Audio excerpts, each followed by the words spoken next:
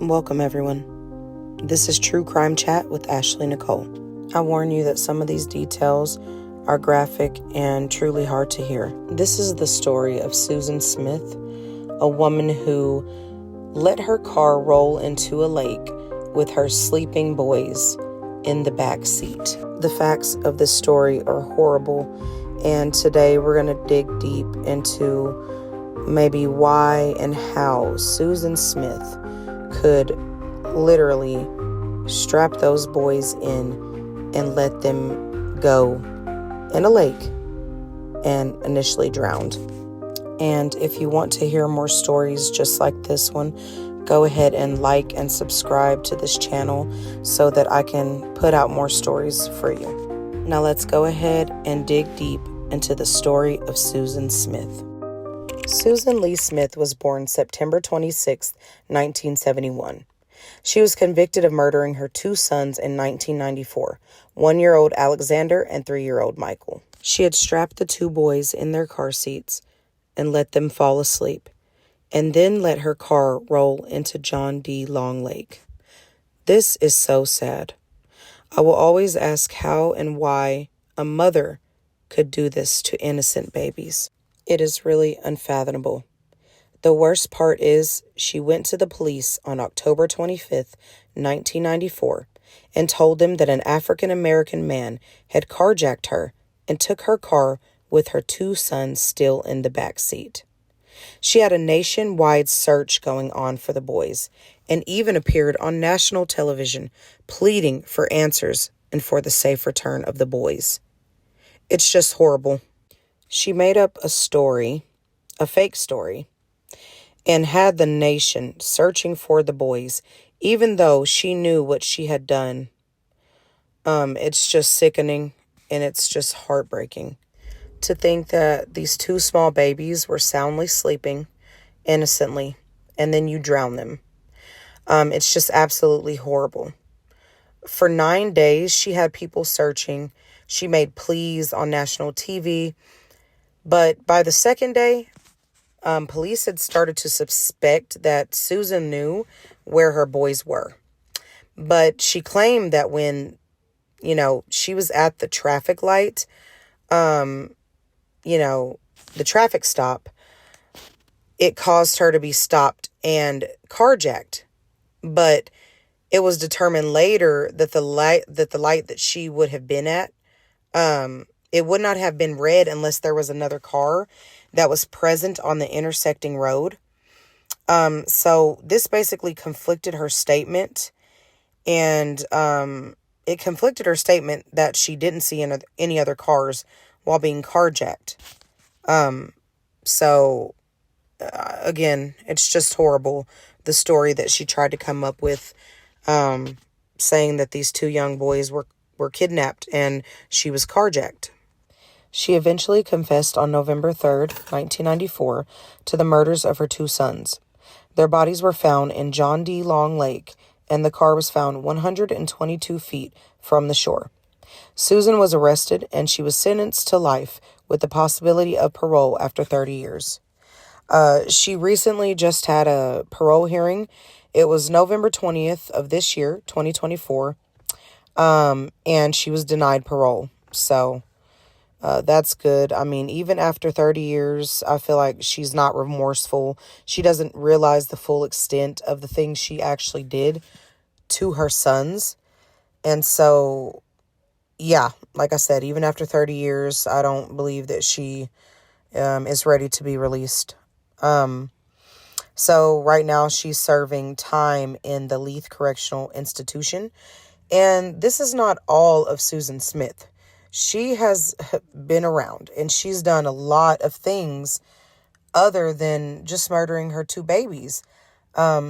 She's also been in prison doing some really bad things as well. So we're going to also touch bases on that as well.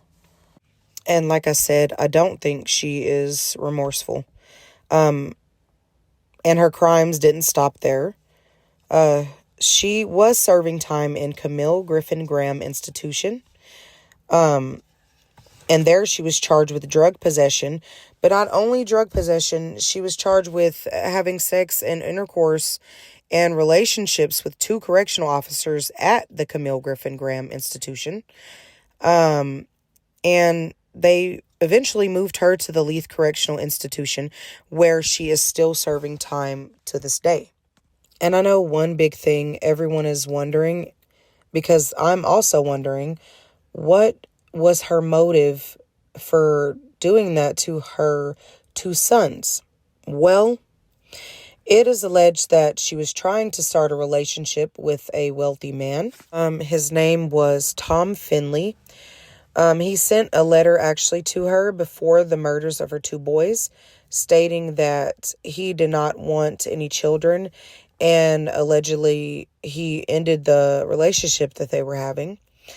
And so she actually said she had no motive, and that she was just messed up in the head and things like that. But the prosecutors, the prosecution team that handled her case, they believe that she committed those horrible crimes so that she could be with her lover.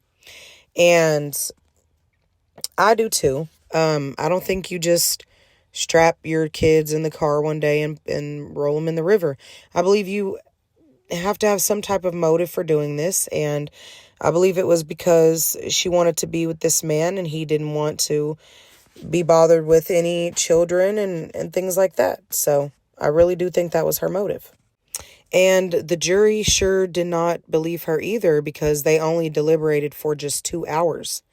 And initially, the lead prosecutor argued in favor of giving Susan the death penalty. But instead, she was giving 2 concurrent life sentences in 1995. I believe that her team tried to argue that she had a rough childhood and she had mental disorders and things like that, and that's why, and that's what could have caused her to do this. So we're going to just do a little recap of Susan Smith's childhood. Some of the things that I did find, it said that Susan Smith, she had a very rough childhood. Her father died by suicide when she was very young. And then Susan Smith tried to do the same thing to herself by age 13. Which is very sad if you think about it. She lost her father and then she tried to do the same thing. It's just very sad. But I just don't think it gives you a reason to take 2 innocent children's lives. But yes, it's said that her mother remarried, and that her stepfather started to molest her in her teenage years, which is, you already know what I'm going to say, absolutely horrible. Both Susan and her stepfather admitted later on that they were still having relations with each other just 6 months before she rolled her sons into a lake. So that's pretty bad. She tried to commit suicide again in 1989 after an affair with a married man had ended. But shortly, after that, she married David Smith and she gave birth to her 2 little boys, Alexander and Michael. So it's just, I don't know, guys. It's hard. You would have thought because she, suffered through all that, she had her own little family now, and that she would have became resilient and loved her 2 boys, but unfortunately, she didn't love them enough.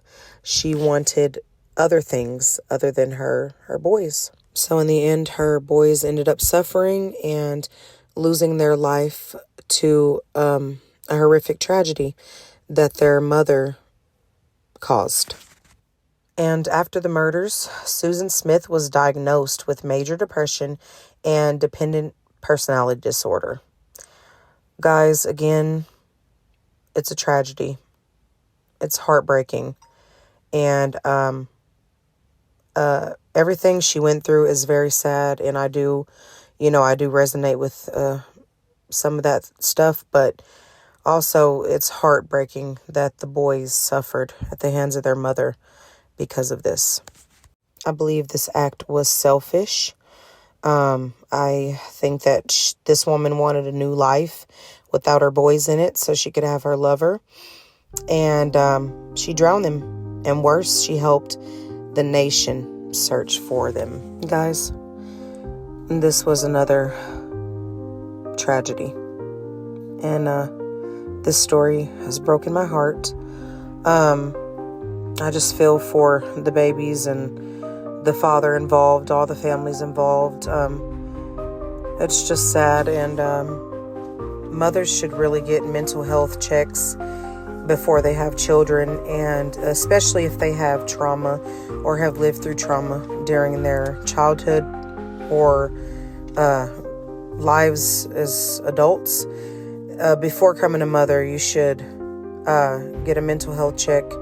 And not just to scare anyone, just to make sure that you're okay and that you can, adequately take care of your children and meet their needs. Guys, I thank you for watching. Again, like and subscribe if you want more stories like this. Be safe out there. Until we speak again. Bye.